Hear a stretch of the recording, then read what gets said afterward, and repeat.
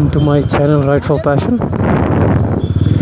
This is your host Himayu. Yeah, I know the pronunciation might be a little difficult for now, but we'll get used to that. I am basically from Srinagar, KK, and this is welcome to my first vlog. This is basically test ride for the mount, and just to get myself in this position to talk to people and see how do I fare and what else I can do. Main reason for this practice run kind of thing is I'll be starting my ride on 7th or 8th towards Punjab on my 200 NS. Yes, I own a Pulsar 200 NS model 2012, and I'm a student right now. By profession, on a part-time basis, I do freelance graphic designing, and some other things are also gonna add up soon, pretty much soon enough. Sorry for the voice disturbance if you're not able to hear me clearly, because I'm not using a proper action cam or anything. Right now it's just my normal cell phone with a mobile holder mount on my bike, and I'm using the standard earphones connected to record the audio.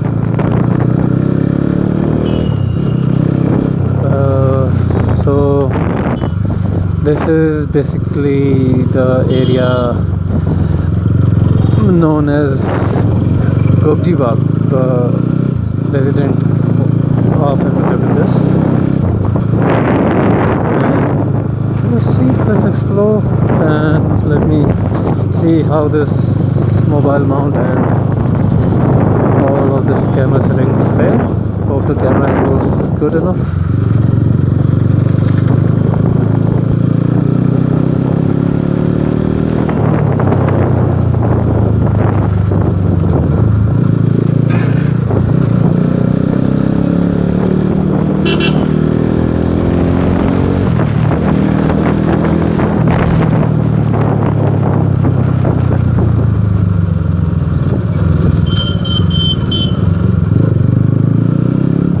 Let me tell you about the things I have done to my bike. I have posted some videos on my channel earlier before, but they are not that much interactive. They are just simple videos showing the stuff. I'll be making a nice detailed video, but for now, the overview. I have wrapped my 200 NS into carbon fiber black wrap all over. Just left a little bit of red pieces to be there because it's originally red color, and I have installed a original K&N filter pad, not the usual conical one. The conical filter which costs about 2,000 we usually found. I have ordered it from Amazon. Right now that costs me about 3,000, but now it's the price has bumped up to like 4,000. So the thing is that we have seen that yellow filter pad, that stock one, right? It's just like the same, but that is K&N, and it directly fits into the filter box. You don't have to remove the filter box, because sometimes what happens if you by chance lose your hose pipe, which is connected to the filter box and the carburetor, and then you fix the filter directly onto the carburetor, it is going to give you problems. And in this area, it's been like for 3 or 4 years maybe, if I'm not wrong. The construction is on, still it's not complete. They are building a flyover, and because of all of this, there's a huge problem with the traffic of Srinagar right now. Like, you can see traffic jams like most of the times. Not for us bikers, it's good who bikers can just filter around, but for the car people, it's a headache. And in Srinagar, the streets are good, but some areas streets are not that broad, right? They're narrow. So becomes pain in the, you know what. So, and yeah, I was talking about the filter box. Yeah, that filter is directly fitted into the stock filter box, so no extra modifications or extra hassle is there. You just have to replace the stock filter. And then I have changed my exhaust. I've changed my exhaust to aftermarket one.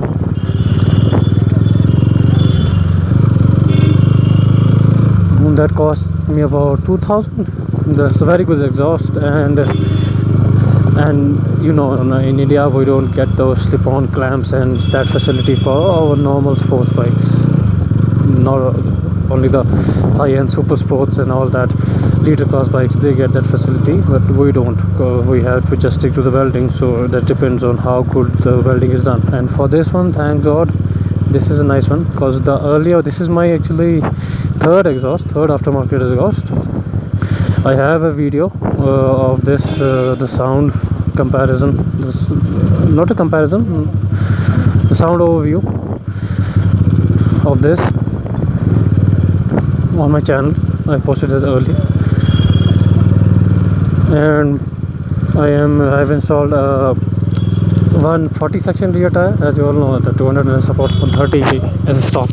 So I'm running at the rear 140 by 70 TVS tire, and in the front it's 110, not 100, 110 by 70 Continental tire. But the Continentals are like, they are not too good what I expected from the Continental brand, because just in the matter of the span of 1 year,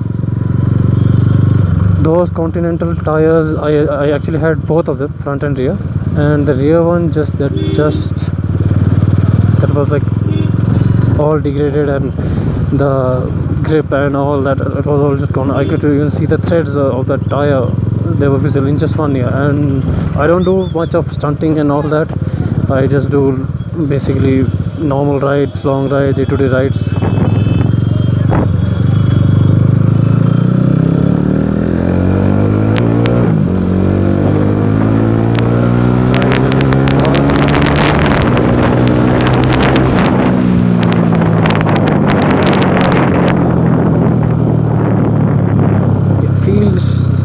Great to let loose, right?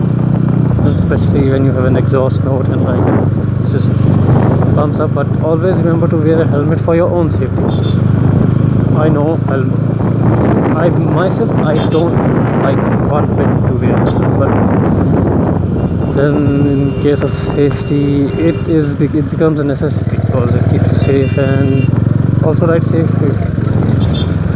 not just for yourself, for the other people in the streets. Cause in biking, we all know that it's not necessary to be our fault. If it's even someone other's fault, like some other people, and they do a mistake, like a car driver, or even a like civilian walking, they do something, or even it's a small stone, that sometimes unfortunately that results into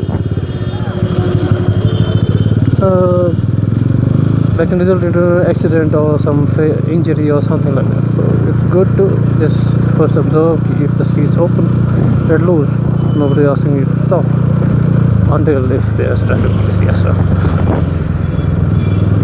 But if the streets, especially for the age group of our youth, like the new kids, or who have like Duke 200 and 390 and all that under them, sometimes they do reckless riding, rough riding, we can say that in normal terms. That doesn't result of that is not good at all. So we see many accidents in Srinagar. We have seen many accidents of 390, and I'm not going on a brand right now, or it's not about the brand, it's about the people riding. So the person, not the rider, then he has to see, he has to decide. And this area is called Patmalu, the main like the big bus stand kind of area, you can say. Like to all the districts and all the buses connect from here in Srinagar. and mind me for my mistakes, please, because forgive me for them, because this is my first time. This is kind of a first vlog, you can say. This is just a startup. I don't even have a proper fancy like recording equipment or anything. It's just me and my cell phone. Yeah, I'm using a Galaxy S6, so the camera is good, but still, you know, the benefits of action cameras, they are waterproof and all stuff, so they're casing and they can record more. So actually right now I am heading towards area called Bimna, and there is I am feeling the craving to have momos, so I am right now going there from my home, and it's like still 10 minutes away.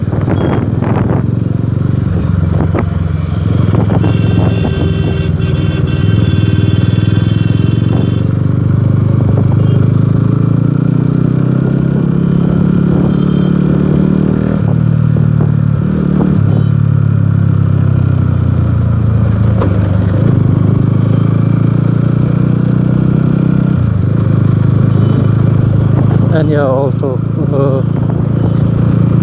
please mind the shakiness of video, because I think I've forgotten to switch on the optical stabilization feature. So, my bad.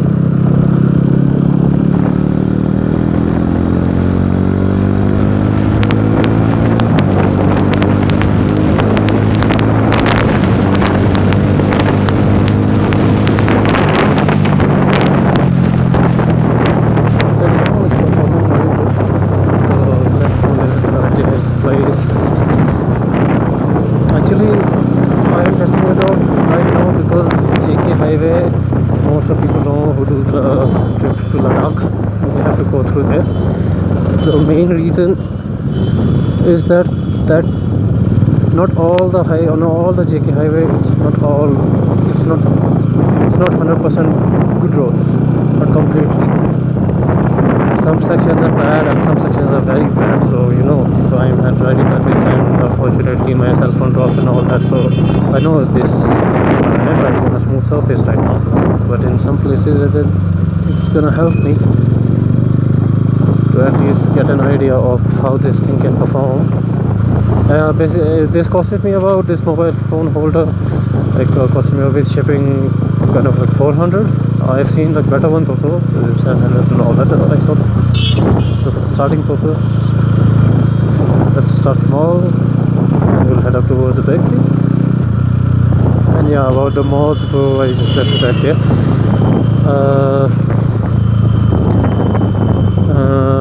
What else I have done to my bike? Yeah, I have fitted a aftermarket projector headlamp, HID projector, because there's mostly there are different opinions about HID and LED. I have used LED also, and that was like very bad for me. I don't know, it was just me or other people who face it, that LED headlight in the night time and especially on the highway is not meant for that. To me, I just got that experience, that bitterness, because at like 8 p.m. on GT road traveling in the night and you don't have clear visibility because your LED headlamp, LED projector just gives a little bit of visibility, so that's why. Then I had a HID projector earlier, then I changed to LED, and after that experience I again shifted back to HID, and this one performed good. It's good, but HID projectors sometimes, because of their blaster or what, I don't know, their relay maybe, they have the problem of high beam and low beam error, that the high beam stops working after some time. So still it is all about the quality.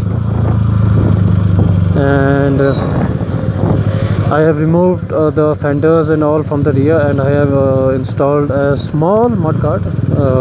Basically that was from Hong Kong.